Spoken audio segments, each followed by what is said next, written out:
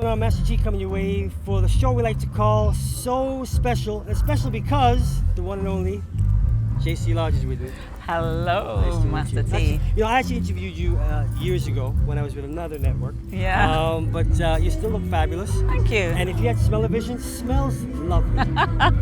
Thanks. But if you wanna, I'll try to love again. Baby, I'll try to love again. But I know the first cut is the deepest. Baby, I know the first cut is the deepest. When it comes to being lucky, he's right. But when it comes to loving me, he's the word. He's the word. I don't believe you have received the accolades that you just truly deserve. Oh, well, thank you for saying that. Well, What do you think? I've received a few, but Yeah, no, you have. But I mean, in terms of your impact, I Yeah. mean, do you believe the impact, that you've made to reggae music? Do you believe it's been acknowledged? to a certain extent, I think. But if I speak on behalf of all women, I think that we could be appreciated more in that I think our material sometimes becomes overlooked because it's a male-dominated field. And any radio station you tune into, it's like 90% male, if not more, and then you have a few women thrown in. So I think that in terms of that, we could be our profile could be raised. I wanna share your life. Every minute, every day and night. And I want you to know that whatever you do and wherever you go, remember someone loves you, honey.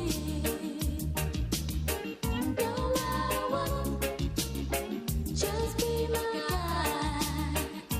Someone loves you, honey, more than anything in the world. How did you get the breakthrough hit, Someone Loves You, Honey, develop into such an international smash? Well, to be honest, it didn't have a lot to do with me initially. Initially. I was just like a hired singer. We had ended up at Joe Gibbs' studio in Jamaica with a cassette full of original material that my current husband, who was at the time my boyfriend, and he's also my manager, he had written all the material and asked me to just put them down on a cassette so that we could shop them around in the industry. We weren't in the business ourselves, we just had this idea that, hey, maybe we could get someone to record one of these tracks. And it turned out that some of the songs were eventually used on my album, but the initial impact was my voice, which I didn't expect. People were saying, oh, who sing these tunes? Who sing them? Warren Carter, So then we spent week after week visiting Joe Gibbs' studio, and eventually, after months, I got to record this Someone Loves You, Honey, which they were the ones that came up with the idea for me to record it. Someone Loves You, Honey came out in September 1980, and by Christmas, it was just huge, and we couldn't believe it, and then it crossed over into all the different ethnic markets around the world, and became a gold and a platinum disc in the Netherlands.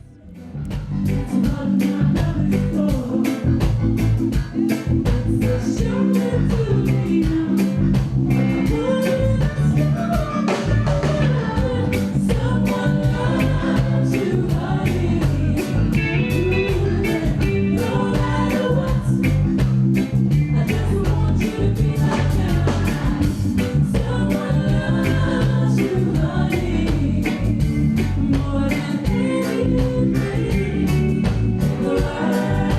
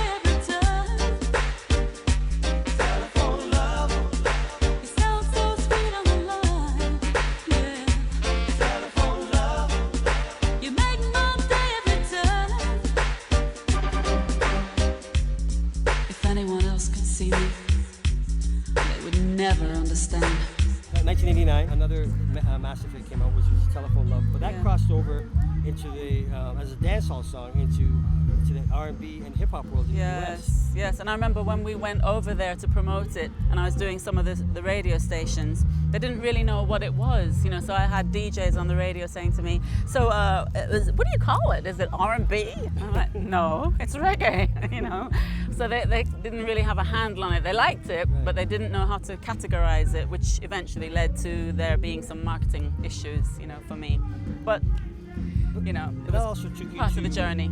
To Warner as well for like a Tommy Boy subsidiary. Tommy Boy, Yes, yeah, yes, for a moment in terms of doing that. Yeah. What was it like? Because I mean, I know that time. I mean, a lot of reggae artists were, you know, were touching America. Like obviously Shabba was around that Yeah. time, and all those guys, and it seemed like, you know, the American labels were just thirsty for reggae. Yeah, What was because- that time like?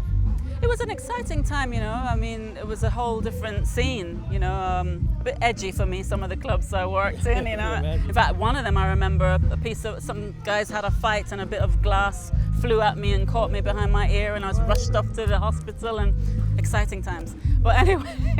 That sounds like great. That Yeah. would be like, you know, I need security. Yeah, but it was very interesting to work for different people, you know, and we had hopes of it building on from that. But as I said, there was a bit of confusion, and myself as well. I was, being an artist, I was interested in different types of music, so I felt that this was my opportunity to be more explorative. So I did a bit of R&B on the album as well as reggae, you know, and reggae with different flavors as well. So in America, because music is so segregated, they wanted a clear idea. Well, what are you doing? What type of music are you doing? And I didn't have a clear answer to say, I only do this. To me, I'm an artist and I want to be free to do what I want to do.